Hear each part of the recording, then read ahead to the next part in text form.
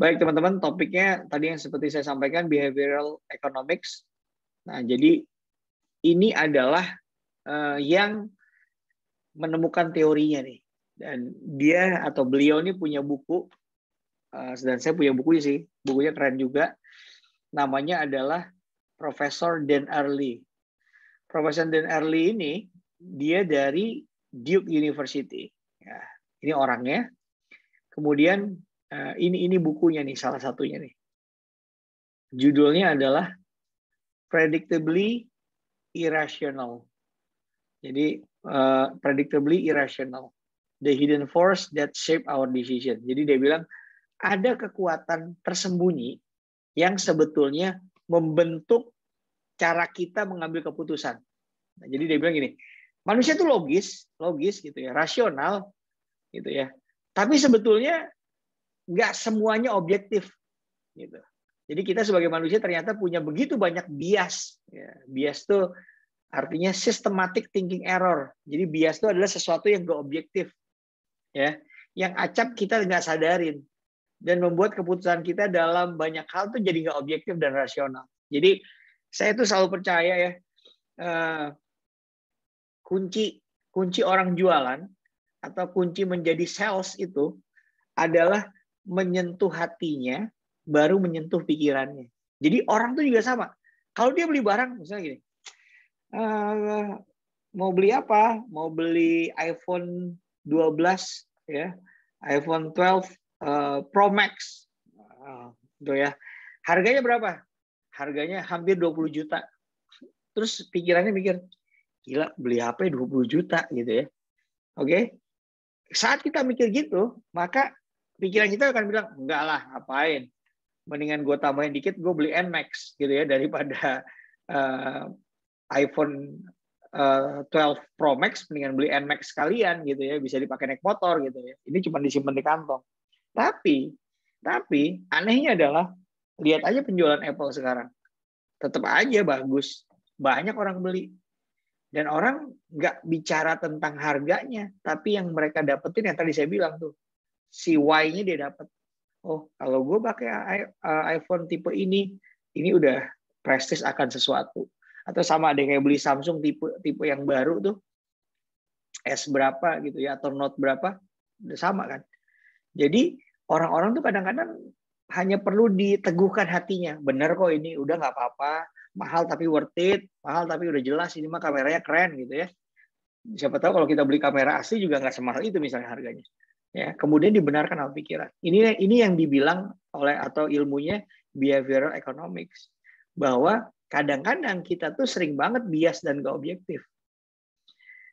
Nah, ini juga sama kurang lebih Prof. Richard Thaler dari Chicago University. Dia disebut sebagai bapak dari behavioral economics juga nih. Nah, kita masuk ya. Ini premis dasar ilmu behavioral economics. Premisnya adalah manusia itu tidak rasional dan suka memasukkan elemen emosi dalam economic decision making. Jadi manusia itu nggak rasional, suka masukin elemen emosi dalam pengambilan keputusan yang menyangkut ekonomi. Gitu. Ya, benar nggak ya?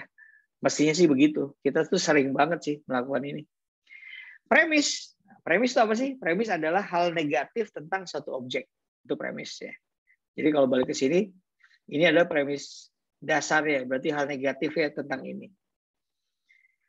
Nah, sedangkan asumsi ilmu ekonomi konvensional, jadi kalau kita belajar ilmu ekonomi konvensional tuh basicnya kan kita belajar mikroekonomi itu supply sama demand. Teorinya bilang gini, manusia selalu rasional dalam mengambil keputusan ekonomi. Gitu. Itu kan teori ekonomi selalu bilang gitu, tuh, asumsinya. Manusia itu akan selalu rasional. Kenyataannya mereka nggak rasional. Nah, jadi ilmu yang dipelajari ini adalah ilmu behavioral economics ini adalah ilmu yang menggabungkan antara ilmu ekonomi dengan ilmu psikologis.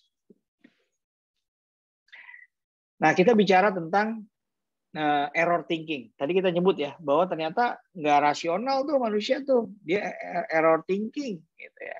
Nah, jadi apa aja tuh bentuk error thinkingnya, teman-teman?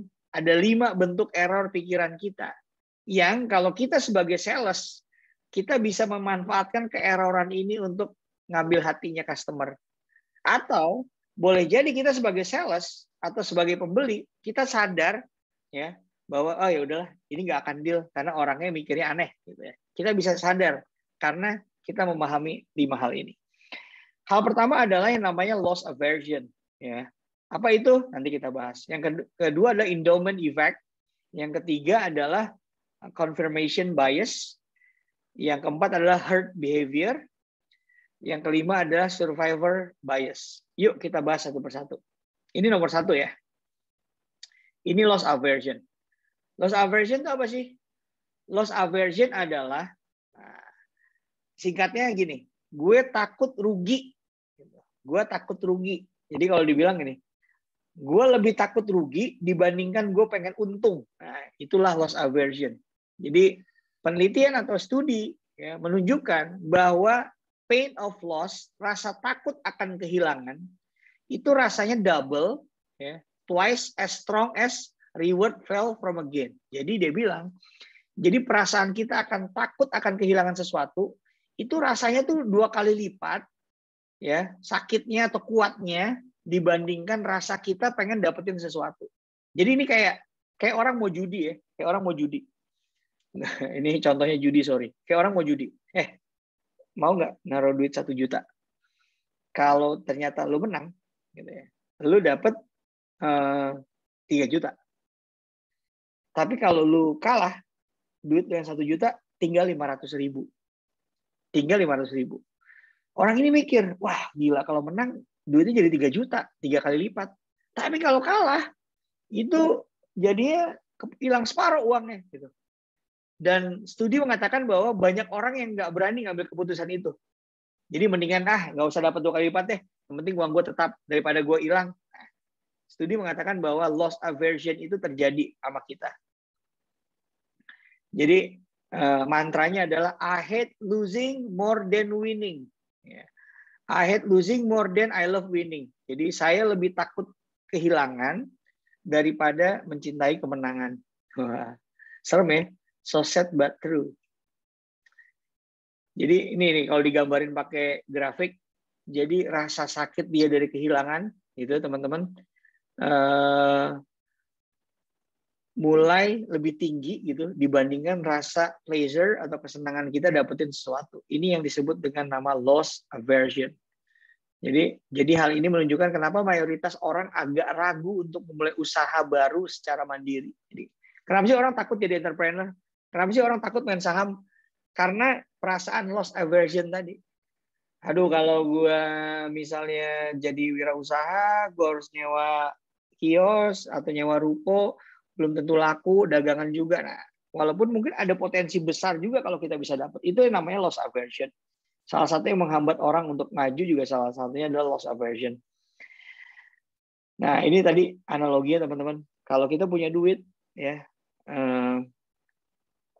kalau dijudiin gitu ya, atau kita bertaruh, mendingan mana nih? Ya, di tetap 30 atau dianggap judi atau dijudiin jadi 50 gitu. Banyak orang akan milih, ini survei nih. Jadi kalau lu punya duit $30, kalau lu mainin bisa jadi $50. Tapi kalau lu kalah, lu bisa kalah gitu ya. Nah, rata-rata orang memilih, udah deh, gue nggak mau gambling, 57%. Itu surveinya. Loss aversion udah, ini yang kedua. Endowment effect. Kata kuncinya adalah too much love will kill you. Wah, makanya di agama gitu ya, di agama yang saya yakini Islam gitu, ada yang disebutkan bahwa nggak boleh mencintainya tuh terlalu cinta banget. Pokoknya cintai secukupnya gitu ya. Dan sesali segala sesuatu secukupnya juga. Karena ada tulisan itu, too much love will kill you. Oke, too much love will kill you. Nah, ini dia.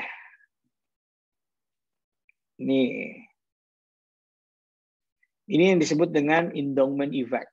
Jadi,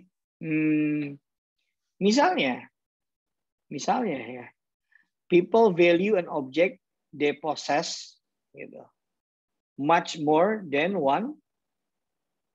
Sorry sebentar, tulisan ketutup.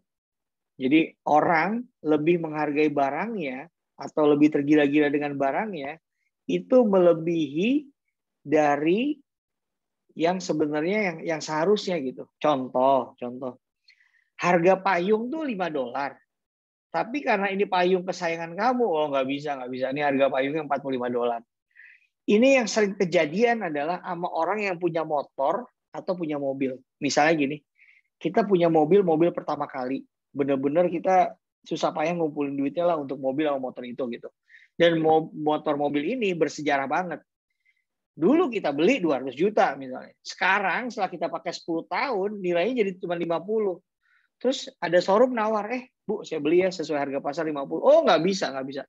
Ini mobil penuh kenangan, harganya paling nggak 150.000. Jarang keluar segala macam. Itu yang disebut dengan endowment effect. Jadi dia lebih ngelihat bahwa barang dia itu spesial. Padahal barang dia spesial itu karena ada unsur pribadinya, bukan karena barangnya gitu ya. Sama juga kayak rumah.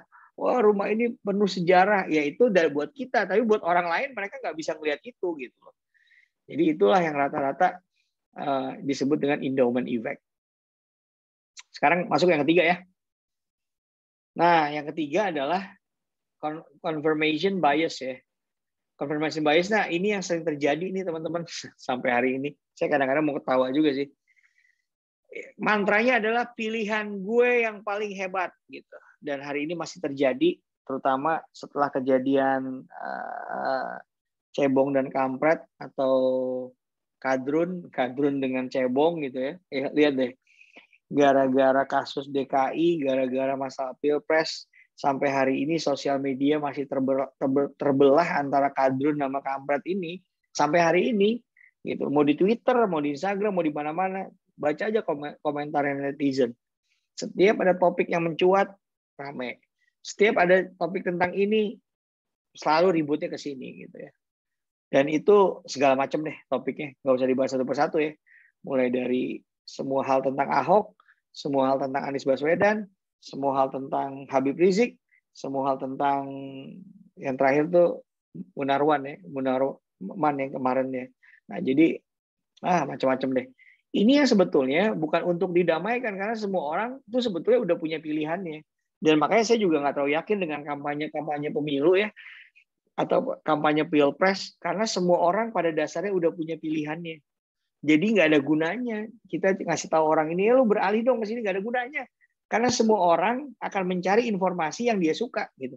Kalau saya adalah pendukung Presiden A, maka saya akan nyari segala hal tentang Presiden A yang baik-baik. Dan saya akan menolak semua hal tentang Presiden B walaupun itu baik. Kalau saya mau tentang Presiden B gitu ya, maka apapun yang dikatakan fakta tentang Presiden B, maka akan saya katakan dan itu negatif, saya akan katakan itu hoax. That's confirmation bias. It's not what you don't know that will kill you. It's what you know that ain't really so. Jadi dia bilang sebetulnya yang ngebunuh kita tuh bukan sesuatu yang nggak kita tahu, tapi adalah ya is what you know. Nah, jadi kebetulan malah yang ngebunuh kita adalah sesuatu yang kita tahu, padahal itu nggak benar. Nah, itulah kata si Will Rogers. Kurang lebih seperti itu teman-teman. Nah ini dia. Contoh ya, ini contoh nih. Nah, ini adalah undervalue, ini overvalue, ini foolish gitu. Ya. Jadi ini faktanya nih, what the facts say. Ini faktanya. Tapi ada juga bagian yang bilang bahwa what confirm your belief. Jadi apa yang kita yakini, apa ini faktanya. Jadi ini kadang-kadang kita faktanya begini, tapi gue percaya orang ini nggak begini gitu. Nah, ini ada gap nih. Nah, itu yang disebut dengan confirmation bias. Jadi kita udah mulai abu-abu nih. Yang mana yang benar, mana yang enggak. Dan hari ini juga udah terjadi sih. Saya pikir semua orang pusing hari ini. Lihat TV juga. Yang benar siapa sih ini? Kenapa orang ribut? Kalau kita bilang ini yang bela ada. Bela ini yang nggak bela ada. Contoh paling sederhana terakhir deh. Vaksin Nusantara tuh. Ya nggak? BPOM nolak.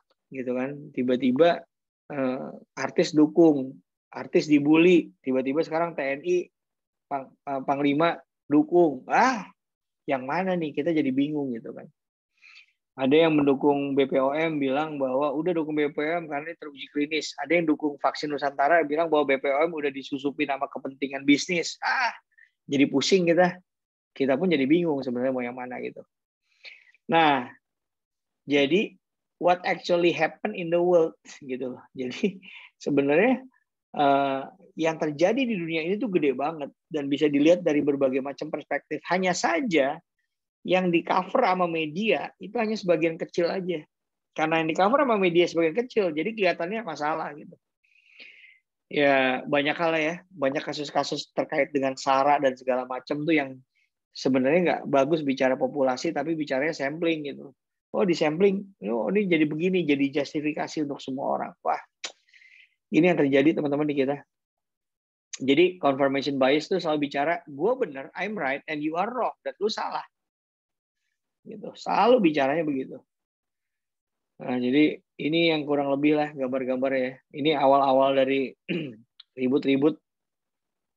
Ini juga sama pemicu karena 2 kali mereka bertarung gitu ya. Oke, ini yang keempat. Herd behavior. Kita semua suka latah. Wah, ini penyakit manusia nih. Especially orang Indonesia. Orang Indonesia itu katanya ibaratnya bebek. Satu orang beli, semua orang beli. Satu orang viral, semua orang nyobain. Mau itu ke jurang, ikut semua. Nah, rata-rata kita gitu. Kita semua latah. Jadi kayak kumpulan burung. Satu ke sini, juar. Lihat deh bebek. Bebek itu kalau jalan, yang lain ikut apa? Padahal salah jalan. Nanti balik lagi. Gitu ya. Jadi kita mirip sama karena semua orang ikut-ikutan. Udah ikut-ikutan. Gitu. Karena nggak banyak orang yang mau literasi dan membaca. Oke. And this is the last one. Nah, ini namanya survivalship bias. Nah, gitu. Kita nih manusia selalu mengingat, ingat di kata-katanya. Kita nih manusia selalu mengingat apa yang mau kita ingat. Dan kita manusia selalu melupakan apa yang mau kita lupakan. Jadi ini contoh ya. Misalnya nih, ada cowok gitu ya. Jangan cowok sama cewek deh, nanti yang cewek sensitif lagi. Misalnya ada orang A dan B. Si A itu berbuat baiknya banyak. Ya, sampai berapa kali tuh? Sampai 20 kali. Baik sampai 20 kali. Oke. Kemudian namanya manusia tempatnya salah. Suatu saat dia berbuat salah. Satu dia berbuat salah. Maka yang diingat sama si B adalah, nah, satu ini deh. Lu emang orang nggak bener loh. Sisanya dilupain semua. Itu yang namanya survival bias. Kita melupakan banyak hal, ya. Tapi kita cuma ingat satu hal yang mau kita ingat. Nah, ini contohnya lagi adalah gini. Boleh jadi nih kita nonton film yang sama. Filmnya sama persis. Kita nonton bareng kok. Tapi setiap orang bisa narik kesimpulan beda-beda dari film itu. Bisa dapat hidden message yang beda-beda dari film itu. Artinya adalah kita ini manusia selalu akan menarik sesuatu kesimpulan yang kira-kira kita memang tertarik sama hal itu. Misalnya tiba-tiba, wah, yang gue ingat dari film itu mah emang dandannya keren karena kebetulan fokusnya ke fashion. Tapi yang ini wah gila ya dalamnya. Gue bisa rasain perasaan orang itu. Karena orang ini yang dia concern adalah hatinya. Jadi bayangin, semua orang bisa beda karena walaupun objeknya sama. Karena mereka ngelihatnya itu dari angle yang beda-beda gitu. Makanya tergantung nanti kita bisa melihatnya gimana. Ya, tapi satu hal di manusia tuh kadang-kadang kita selalu gampang mengingat keburukan orang, tapi gampang melupakan kebaikan orang. Oke, ini contoh juga. Ini orang dulu masuk Harvard, terus keluar, ya nggak? Mark Zuckerberg. Pertanyaan adalah, kalau saya tiba-tiba berkuar-kuar, lu nggak usah pada kuliah, lihat tuh Mark Zuckerberg masuk Harvard terus keluar gitu, ya nggak? Kalau mau jadi pengusaha sukses, keluar dong dari sekolah gitu. Misalnya saya ngomong gitu ya. Maka itulah yang dibilang dengan survival bias. Mungkin Mark Zuckerberg adalah satu dari 1 miliar kali penduduk yang sukses karena dia nggak sekolah. Atau satu dari 1 juta kali yang nggak sukses. Yang sukses karena nggak sekolah. Pertanyaannya adalah, banyakan mana yang putus sekolah akhirnya jadi Mark Zuckerberg, atau putus sekolah akhirnya madesu atau masa depan suram? Itu nggak pernah dihitung si masa depan suram. Jadi yang diingat adalah orang-orang ini mulu. Ya itu namanya survival bias. Sama juga kayak gini kan gitu. Jadi banyak orang sukses yang akhirnya kita bikin pengecualian untuk mereka gitu. Padahal Nggak semua juga bisa dibenarin kayak gitu. Mungkin sukses ya karena dia doang satu, tapi kita nggak pernah lihat yang lainnya gimana. Itu yang namanya survival bias. Oke, teman-teman, itu aja sih materinya. Terima kasih banyak ya. Assalamualaikum warahmatullahi wabarakatuh.